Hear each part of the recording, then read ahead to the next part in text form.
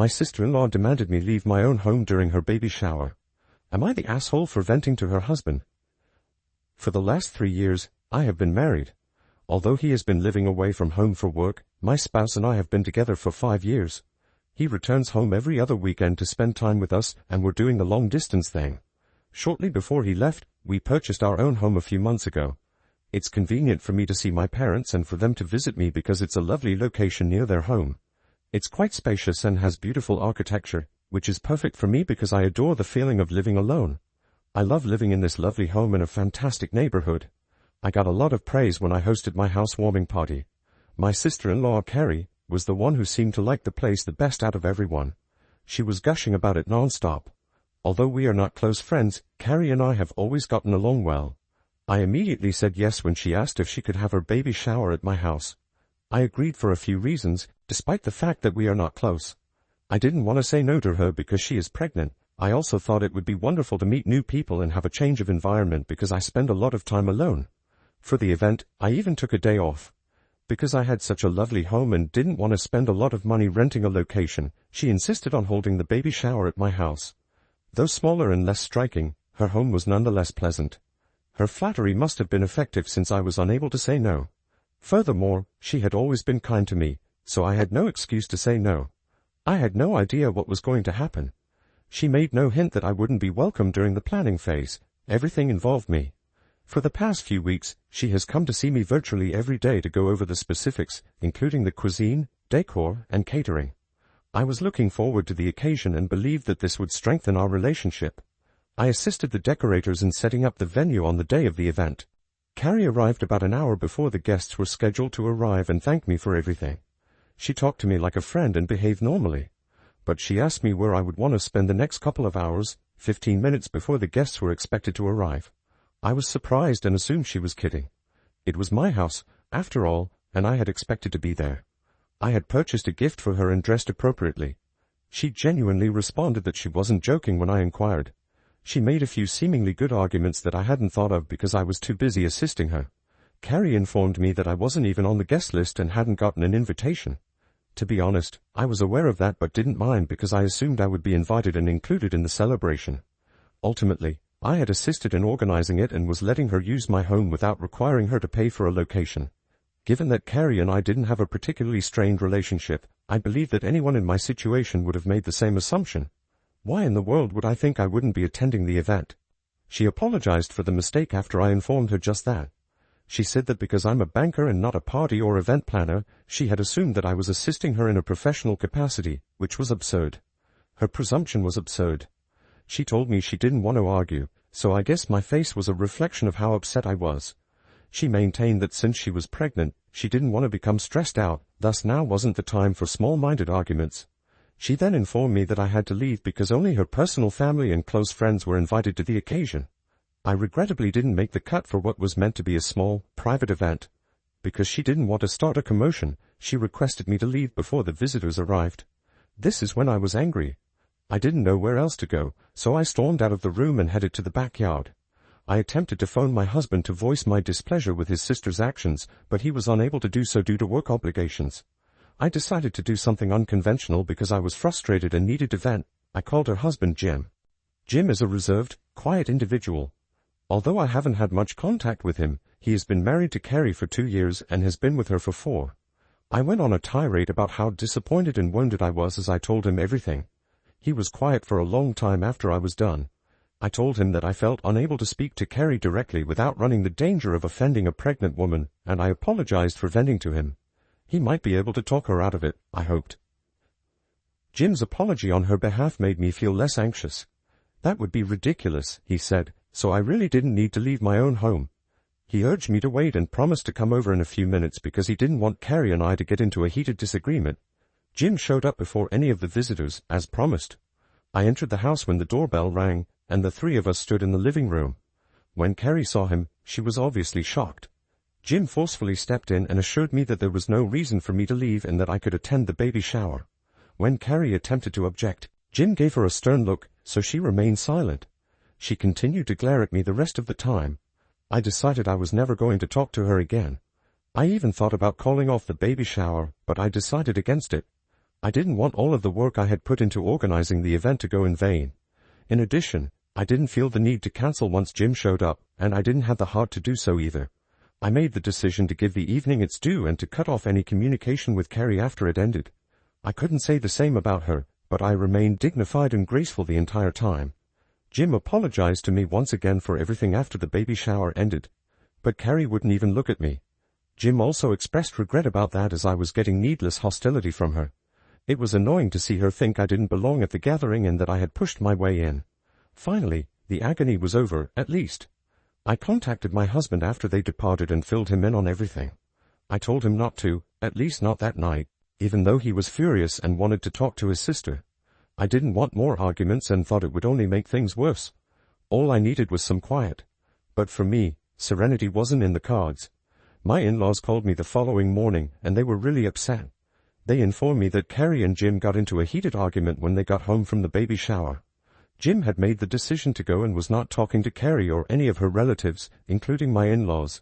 This was startling because Jim had always gotten along well with his in-laws, who were his parents' longtime family friends.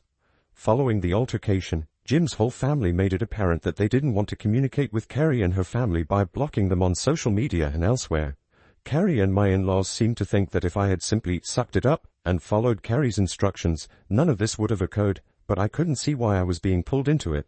The fact that they were attempting to place the responsibility on me while Carrie was clearly at fault struck me as ridiculous. I snapped at them, telling them that I wouldn't accept responsibility for something that wasn't my fault. Carrie had shown no gratitude. She humiliated me by informing me I couldn't attend an event in my own home, even though I had kindly let her host the baby shower for free at my house. She didn't think I was close enough to her family, therefore she wanted me to go. I informed them that Carrie wouldn't have dared to do this if my husband had been around. I also assured them that I didn't regret telling Jim about her actions. Since he was the only sensible person in the circumstance, I trusted Jim's judgment and knew he was making the proper choice if he decided he had had enough and wanted to leave. I didn't think I had done anything wrong, and I didn't think Jim was doing anything wrong, so I wasn't going to try to make things right. He had my support if he desired a divorce.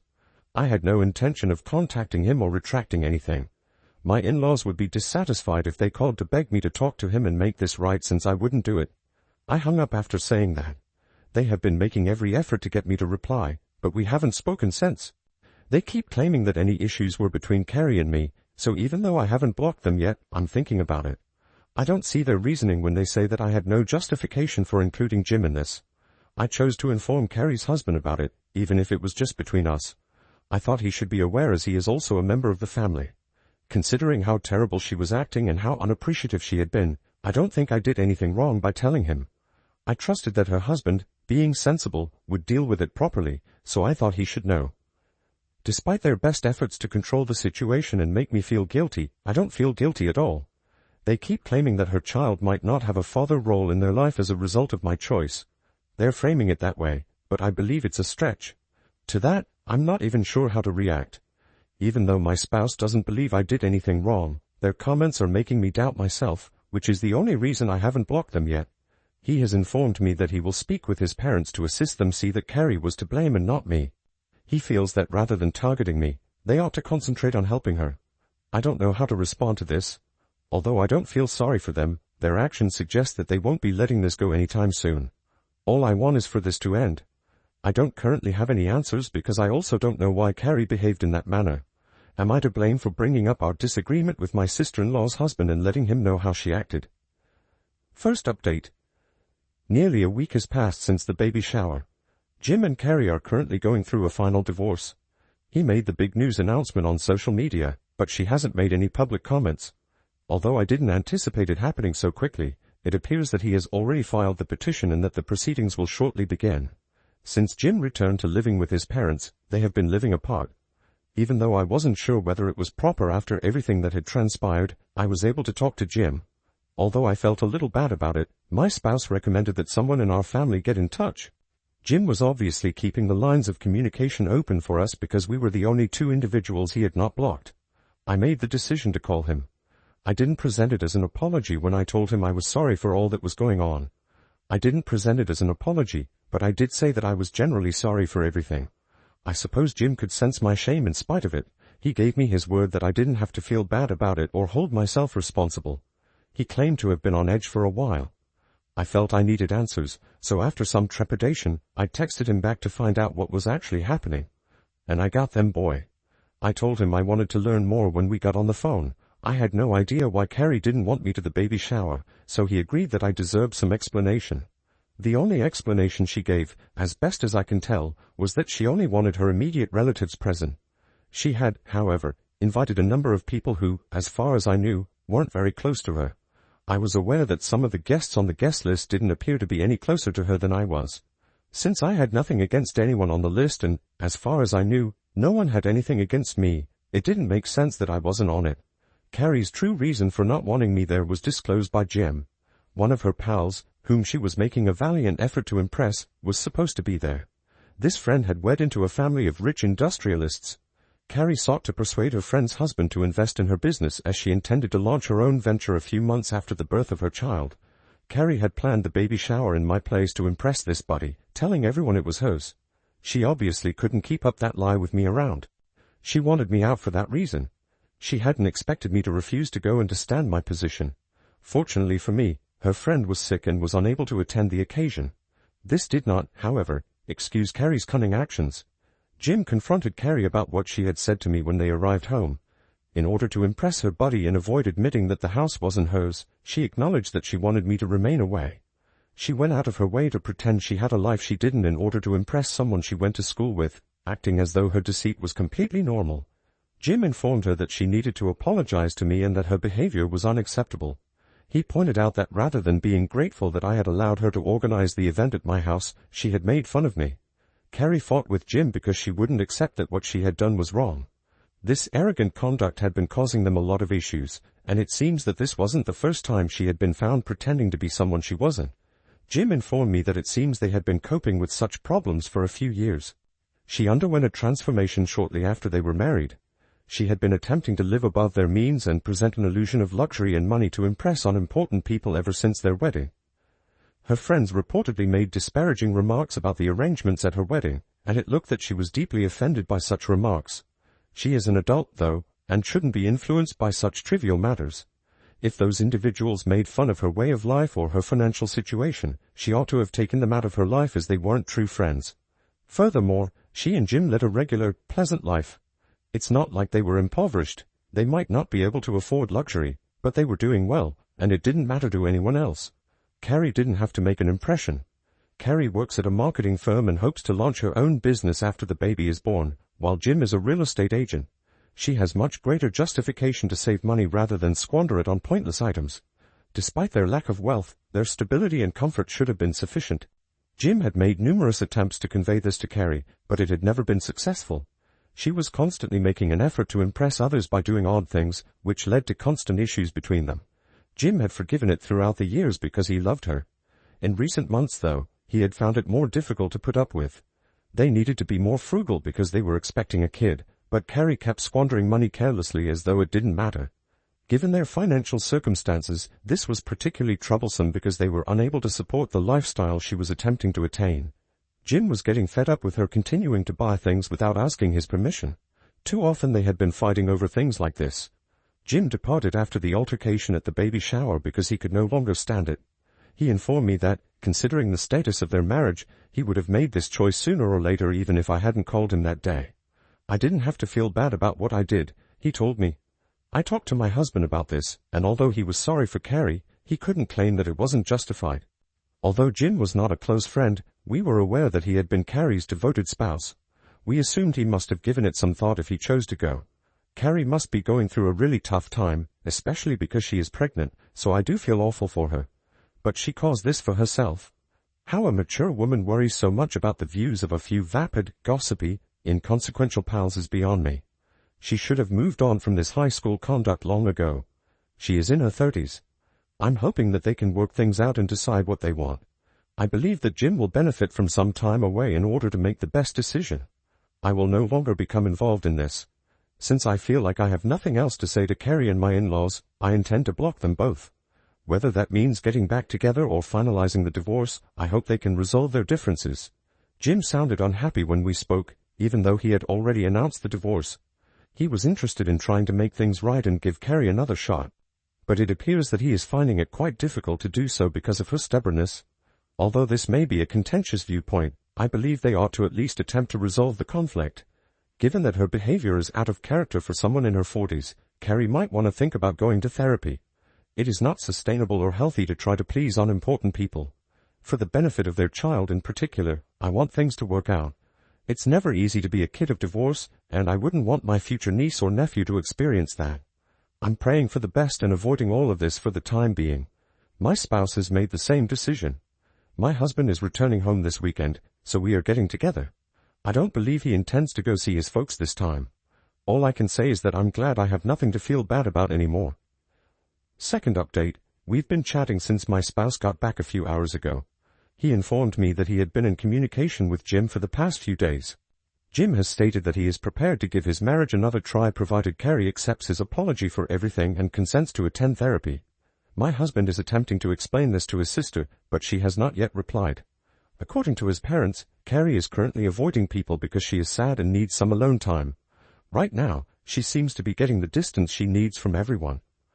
I hope she makes a sensible decision, but I have no idea what she will decide.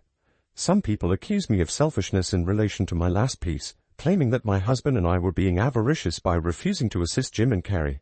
Let me start by saying that I have no idea how anyone came to that conclusion. We purchased this home because it was reasonably priced. We wouldn't have bought it if it had been too expensive. Second, Jim and Carrie's financial situation is secure. They wouldn't likely enjoy it if we treated them like they were in need of charity. Since my husband and I share a similar income, they have no reason to require our assistance, and vice versa. Although it's unrelated, I felt compelled to clarify because some people raised it. I was also chastised by several of you for expressing a desire for them to reconcile. You think Jim deserves better, and perhaps he does, but in the end, it's up to him. I don't understand why so many people, who don't even know Jim, feel the need to call me names, spew venom, and brand him a doormat. Despite their present problems, they still love one another, and they are soon to become parents. That is significant. They cannot simply leave one another and pretend that nothing occurred. Yes, I did, and I still hope they can resolve their differences. For now, I believe that's all I have to say. Third update, I just wanted to let you know that Jim and Carrie have made the decision to work on their marriage and patch things up, even though it has been a few weeks since my last report. Despite the fact that Carrie and I are still at odds, I'm quite delighted for them. According to my spouse, they have decided to attend marital therapy for a few months to see the results. They will continue to live apart for the time being. They intend to co-parent for the first several months once the baby is born. They will return to living together if all goes according to plan. That is the future strategy. I'm pleased for them. Since most people seem to want Jim to leave Carrie, I know that this isn't the result that many of you were hoping for. But everyone else will have to recognize that Jim has made the decision to act in his own best interests. Thank you for watching. If you haven't subscribed yet, please do so and hit the notification bell to stay updated with more shocking real-life stories happening around you.